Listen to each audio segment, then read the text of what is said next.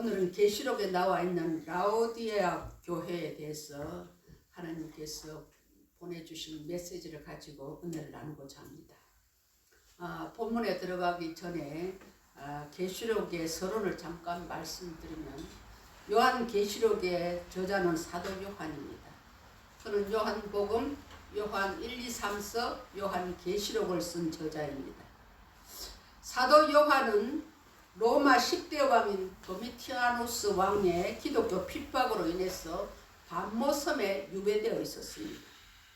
반모섬에 유배되어 있던 요한에게 하나님께서 장차 될 일에 대한 계시의 말씀을 주셨습니다. 그것을 기록한 것이 요한 계시록입니다.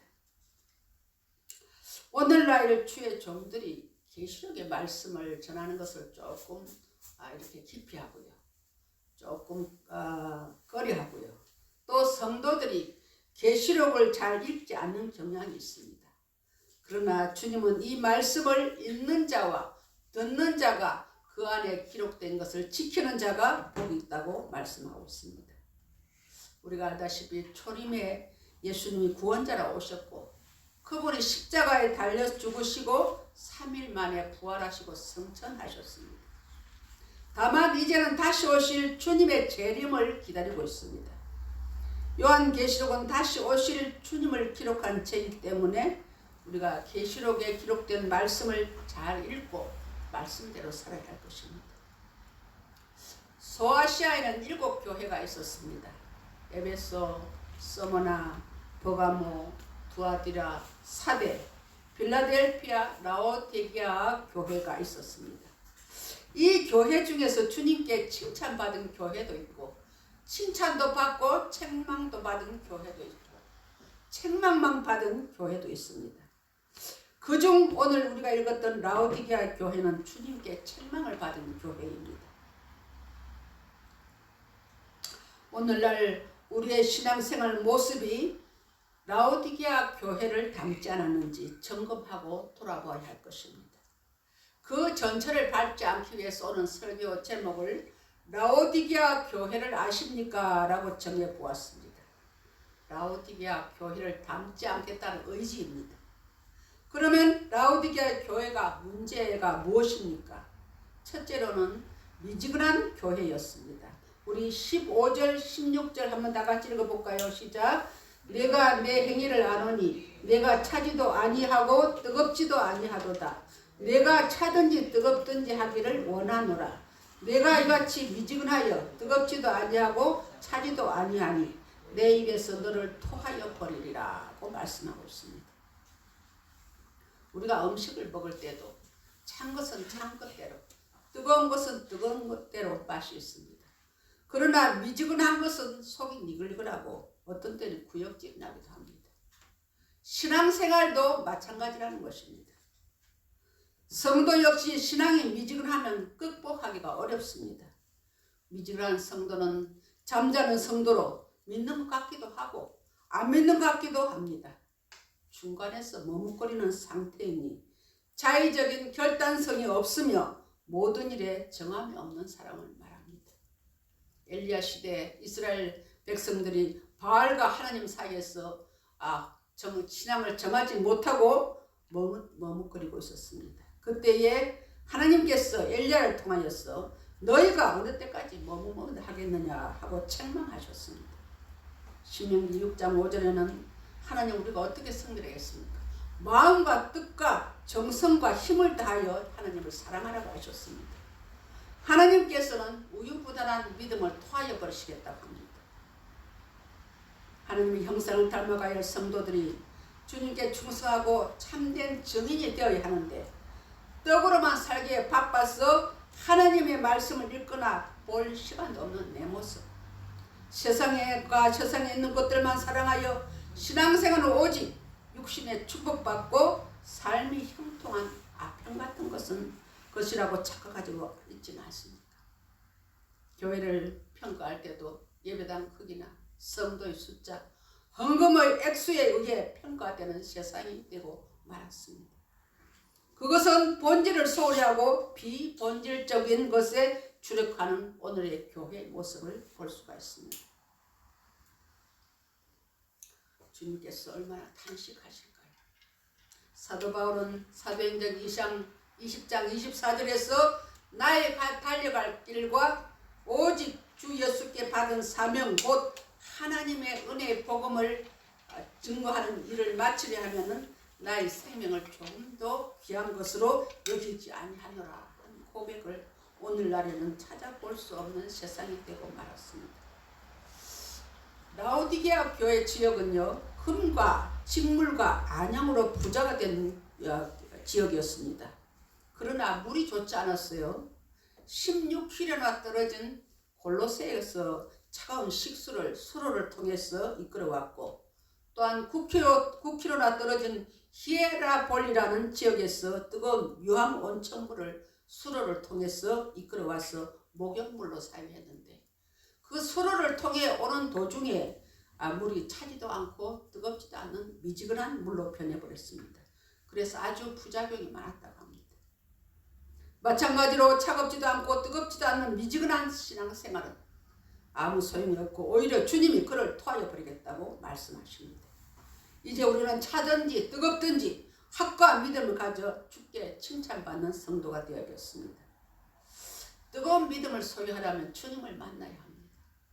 지난번에 우리 주방을 무료로 철거해 주신 늘주건축 있지 않습니까?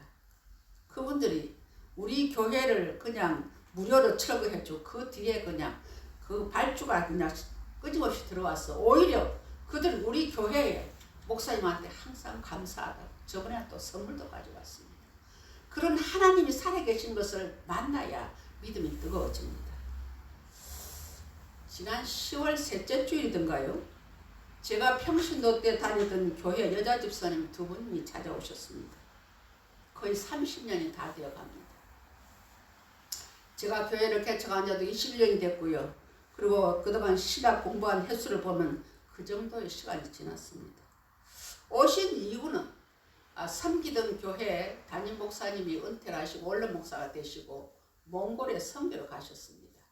그리고 몽골에 있는 신학대학에서 교수도 하시고 그랬는데 이 두 여자 집사님이 그 목사님 원로 목사님한테 몽골에다가 매월 일정에게 선교 헌금을 보냈습니다.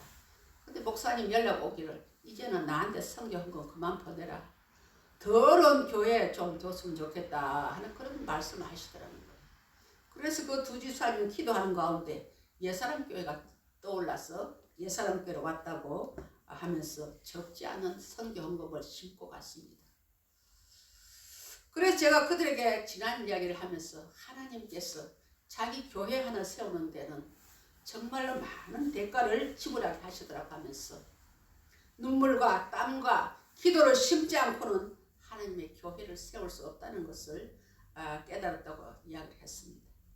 그리고 우리 교회의 찬양대라고 했습니다. 여러분 코로나 이후에 우리 초리기독연합회 금요일날 이제 2달에 한 번씩 하는 금요 기도회를 돌아보니까요. 찬양대 선 교회가 없어요. 다 무너져 버렸어요. 그런데 우리 교회는 찬양대가 지금도 건재합니다. 그래서 우리 교회 저라면 찬양대라고 했습니다. 그리고 자연스럽게 우리 노홍 집사님에 대한 간증을 잠깐 했습니다. 오늘 본인이 계셔서 죄송하지만 용서하시기 바랍니다. 우리 지휘자 집사님은 준현교회에서 오랫동안 지휘를 했는데 그냥 좀 몸이 좀 안 좋아서 성대 결절이 와서 잠깐 쉬는 동안 그 고등학교 후배인 우리 강장우 집사님이 형 우리 교회에서 잠깐만 좀 봉사하면 안 될까? 그래서 왔는데 지금 14년째 하나님의 교회를 지키고 있습니다. 연말이 되면 중형교회에서 콜이 옵니다. 우리 교회 와서 지휘 좀 해주십시오. 그래도 우리 노집사님이 이렇게 자리를 지키고 있는 이유는 그분이 우리 교회에서 하나님을 만난 거예요. 제 책 뒷모습이 아름다운 사람이라는 책에도 잠깐 제가 언급을 해놨지만 처음에 성대 결절이 좀 쉬고 있었어요. 그런데 우리 교회 오니까 찬양대가 적잖아요. 그리고 남성 파트가 적잖아요.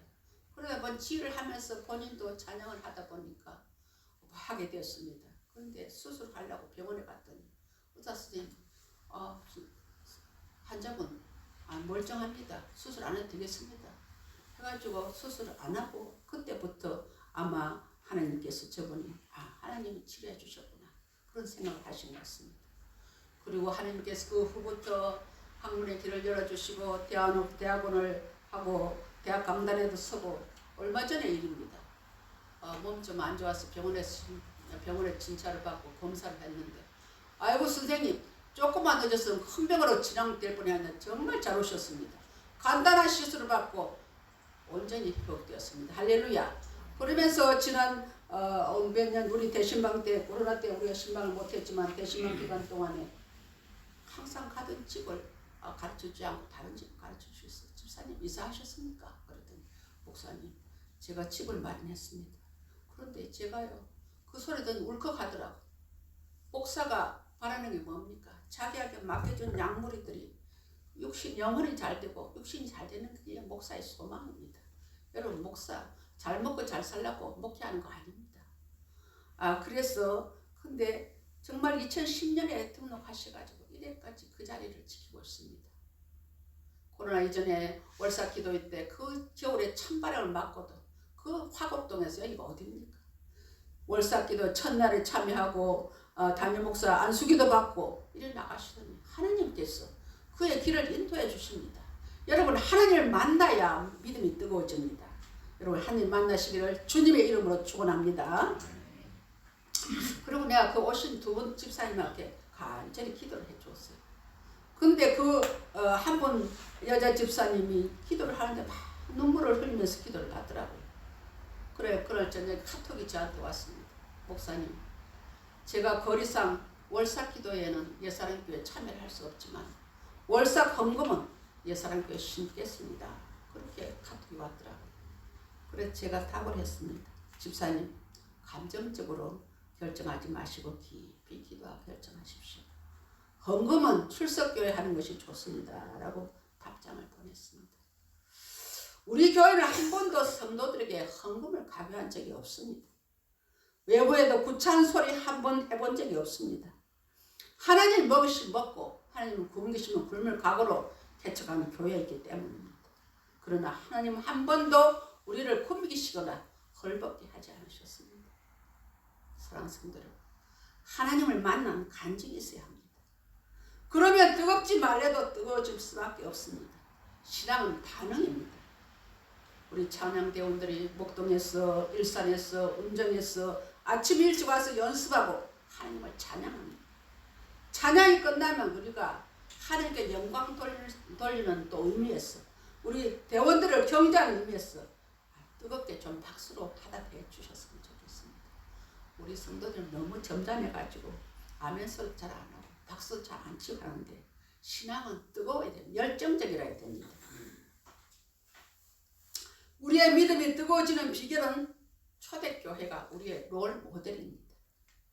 그들은 날마다 마음을 같이하여 성전에 모이기를 힘썼다고 했습니다. 성전에 와서 예배와 기도에 힘쓰다 보면 우리의 믿음이 뜨거워질 수밖에 없습니다.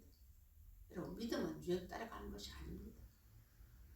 1.1핵도 변함없는 하나님 말씀으로 살아가는 것입니다. 우리가 지난번에 제가 말씀드렸다시피 하나님 중심으로 살고 성경 중심으로 살고 예배 중심으로 살고 교회 중심으로 살다면 미지근한 신앙이 될 수가 없는 것입니다. 둘째는 라오디게아 교회는 부여 속에 빈곤한 교회였습니다. 라오디게아 교회는 겉으로는 볼 때 부자 교회였습니다. 17절의 말씀을 보면 네가 말하기를 나는 부자라 부유하여 부족함이 없다 하나 그렇게 했습니다.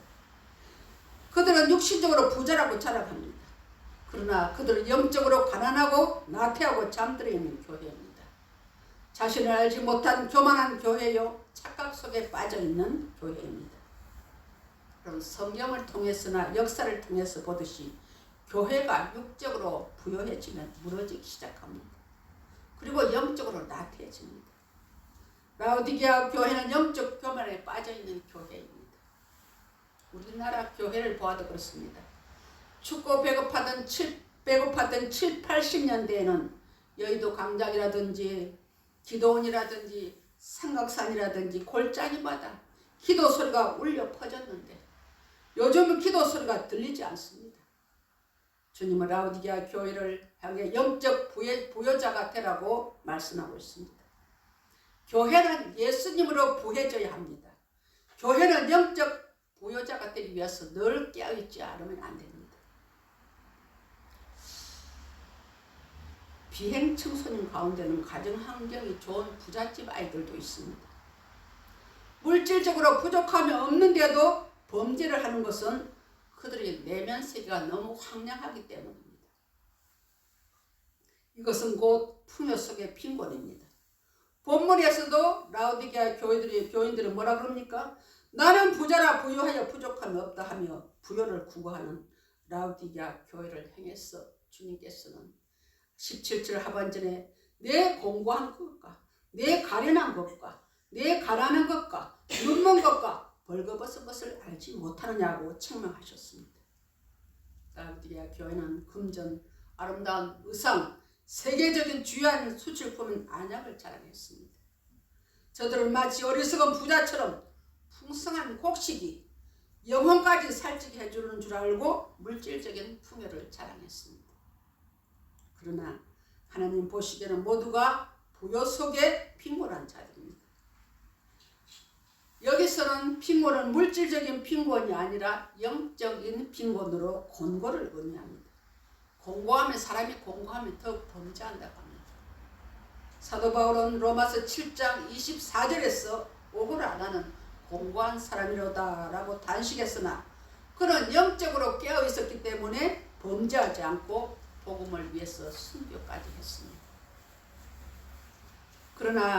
그러면 라오디게아 교회를 치료할 방법은 무엇일까요?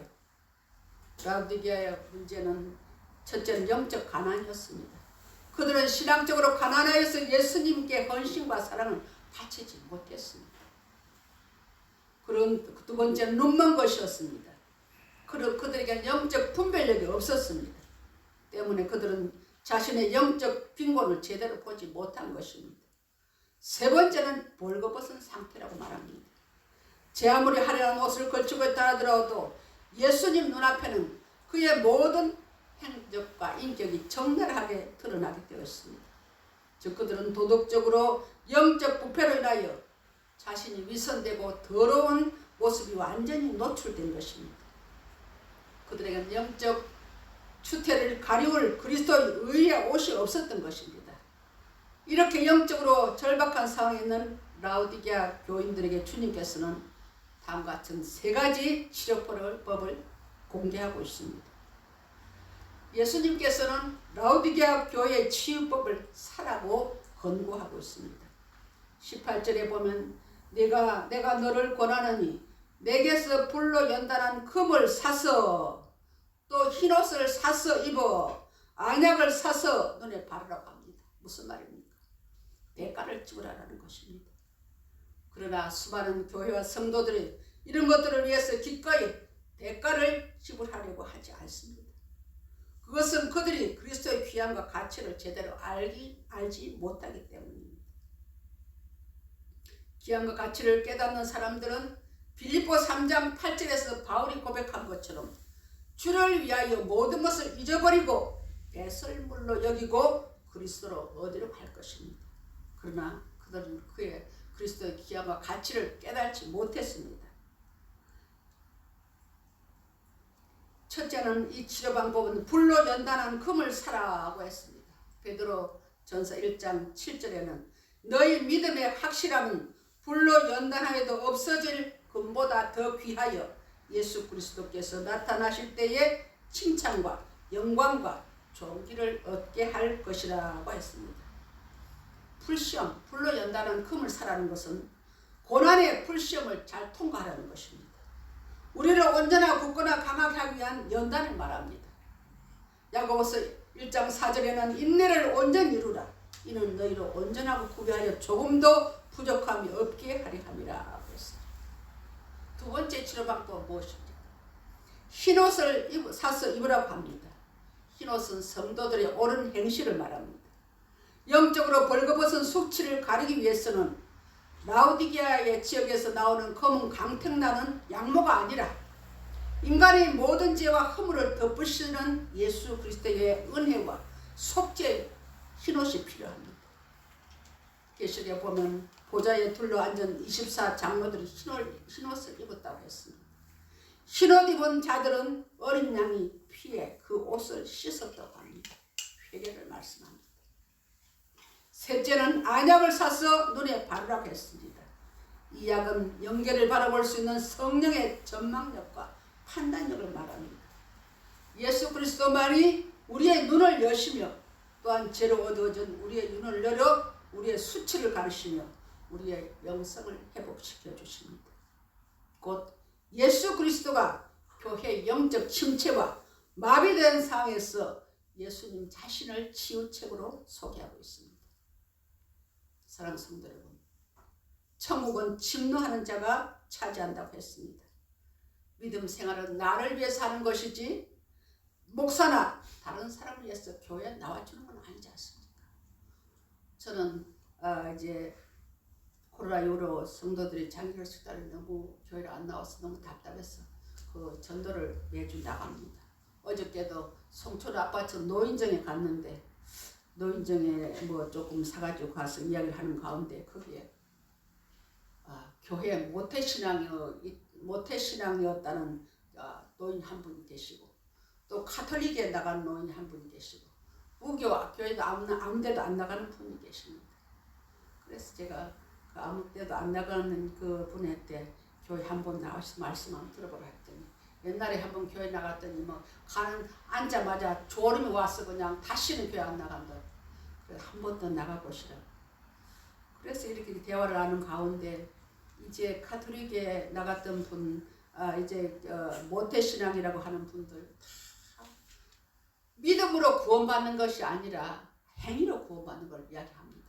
나쁜 일 안 하고 남에게 못할 일 안 하고 이렇게 정직하게 살면 되지 이러면서 합니다. 카톨릭은 종교 다원주의를 강조합니다. 누구를 믿든지 부처를 믿든지 뭐 예수님을 믿든지 이렇게 가는 길은 다르지만 마지막엔 다시 만난다고.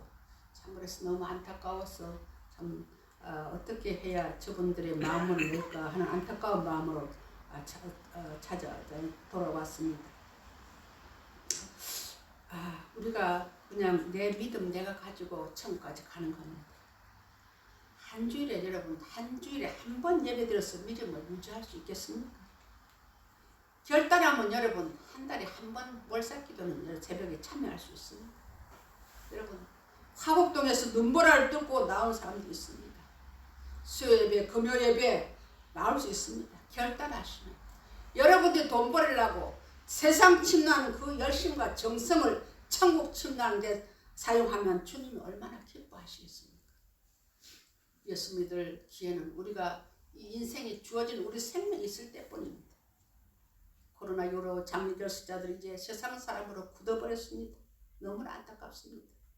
아무리 신발 가서 문을 두드려도 꼼짝도 안 합니다. 특히 하나님 앞에 가실 날에 가까운 우리 성도들 박옥본 집사님, 김혜순 권사님 위해서 기도 좀 많이 해주시기를 바랍니다. 그러면 주님은 라오디게아 교회의 성도들에게 책망만 하고 말았습니까? 아닙니다. 하나님의 말씀을 듣고 믿음을 주시려고 오는 불시험을 이기고 흰옷을 사서 입어 지난 날을 회개하고 영적인 눈이 멀어 보지 못하던 영적 세계를 볼 수 있는 믿음의 눈을 뜰 때 주님의 약속이 나옵니다. 우리 한번 21절을 한번 같이 읽어보실까요? 21절 시작. 이기는 그에게는 내가 내 보좌에 함께 앉게 하여 주기를 내가 이기고 아버지 보좌에 함께 앉는 것과 같이 하리라. 아멘. 이 약속은 참실로 영광스러운 약속입니다. 이기는 자, 믿음에 미지근하여 온전히 헌신하고 싶지 않는 마음을 이기는 사람을 말합니다. 다시 말하면 지난날의 삶을 회개하고 삶의 전부를 그리스도께 온전히 맡기는 사람을 말합니다. 그런 자들이 그리스도와 더불어 하나님 보좌에 함께 앉게 될 것이라고 말씀합니다. 하나님은 회개하는 자의 죄를 묻지 않으십니다. 사랑하는 성도 여러분, 오늘날의 이 세대는 황금 만능주의가 지배하는 세상입니다. 그러한 황금 만능주의는 교회 안에도 침투하여서 많은 성도들이 하나님과 황금 사이에서 적당히 신앙생활을 하려고 합니다. 썬데이 크리스찬으로 만족하려고 합니다. 그래도 나는 오늘 주일날 교회 가서 예배 드리고 어떤 사람이야 하고 예수 믿는 사람으로 자부하고 있습니다. 오늘 말씀을 통해서 나의 신앙을 한번 점검해 보십시다. 나는 뜨거운 믿음의 소유자입니까? 아니면 차가운 믿음의 소유자입니까? 아니면 미지근한 믿음의 소유자입니까? 우리는 라오디게아 교회를 본받지 말아야 합니다. 주님은 우리의 신앙과 행실이 차진지 뜨겁든지 하지 않으면 입에서 토하여 버리겠다고 말씀합니다. 내 말이 아니고 성경 말씀입니다. 라오디게아 교회가 바로 나이고 오늘의 교회인 것을 알게 하시고 불시험과 고난과 연단으로 금을 사게 하시고 성도의 오늘 행실로 흰옷을 사서 입게 하시고 나와 교회의 거짓된 실상을 바로 보게 하는 안약을 눈에 발라야 할 것입니다. 회개에 열심을 할 것입니다. 이제 12월 달부터 우리 찬양 예배를 또 시작합니다. 여러분 기도로 준비하시고 어떻게든 예배 열심을 내다 보면 내 믿음이 뜨거워집니다. 주님을 향한 믿음이 뜨거워져야 합니다. 그래야 할 때 우리는 주님과 더불어 영광스러운 보좌에 함께 될 것입니다. 그런 믿음의 사람들 되시기를 주님의 이름으로 축원합니다. 기도하십시다. 하나님 아버지 은혜를 감사합니다. 돈이면 모든 것이 해결된다는 황금 맞는 주의가 교회까지 침투하여 성도들의 믿음이 차지도 않고 뜨겁지도 않는 미지근한 믿음의 소유자를 되고 말았습니다. 코로나 이후로 이 증세는 더욱 심해졌습니다. 그러나 세상이 아무리 변한다 해도 우리의 믿음의 사람들은 세상과 타협하는 것이 아니라 지난날 주님을 뜨겁게 만났던 첫사랑을 회복하게 하옵소서. 오순절 성령 충만을 받았던 초대교회로 돌아가야 할 줄 압니다. 모이기를 힘쓰고 모이면 기도하고 흩어지면 전도하는 성도들 되게 하옵소서. 그리하여 우리 예사랑교회 모든 성도들이 성령 충만을 받고 예사랑교회 또한 성령의 불로 타오르게 하옵소서. 예수님의 이름으로 감사하며 기도하옵나이다. 아멘.